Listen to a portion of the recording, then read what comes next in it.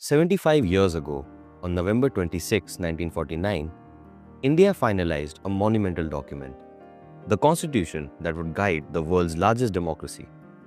It was a culmination of years of extraordinary deliberation, vision, and hope, born from the resolve of a newly independent nation. The Indian Constitution wasn't just a set of laws, it was a bold vision for a nation that had just emerged from the shackles of colonial rule. But the story didn't begin in 1949. It started earlier, on December 9, 1946, when the Constituent Assembly gathered for the very first time. Picture it, a room filled with hopes and challenges, with Sachidananda Sinha presiding as the temporary chairman. This was the starting point of an extraordinary journey.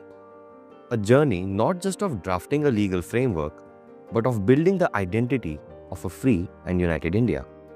A couple of days later, on December 11, Dr. Rajendra Prasad took the reins as the Assembly's president. And then came December 13, 1946, a day etched in history. Jawaharlal Nehru rose to present a resolution that would become the heartbeat of the Constitution.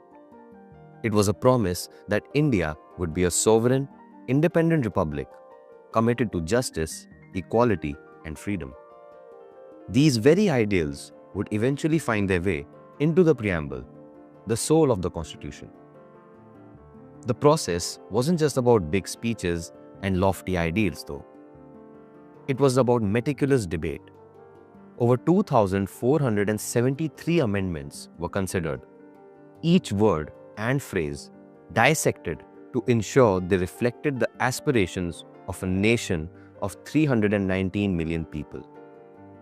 Members of the Assembly spoke passionately, calling the resolution sacred, and emphasized how it needed to embody inclusivity and democracy. Of course, there were challenges. India was partitioned in 1947, a traumatic event that reshaped the Assembly's composition and intensified the urgency of its mission. By August 29, 1947, a drafting committee was formed, with none other than Dr. B.R. Ambedkar as its chairperson. The task before them was monumental: to create a document that could guide a diverse nation while addressing its unique needs. The initial draft had 243 articles, but the final constitution expanded to 395 articles, each one a testament to thoughtful deliberation. Critics, as always, had their say. They accused the Assembly of being slow, of spending too much time and resources. But Dr. Ambedkar, with his characteristic clarity, reminded them. Canada took 2 years and 5 months. Australia took 9 years. We, despite the complexity of our task, finished it in just 3 years. And so, on November 26, 1949, the Constitution was finally adopted. The words, "We, the people of India," weren't just a declaration.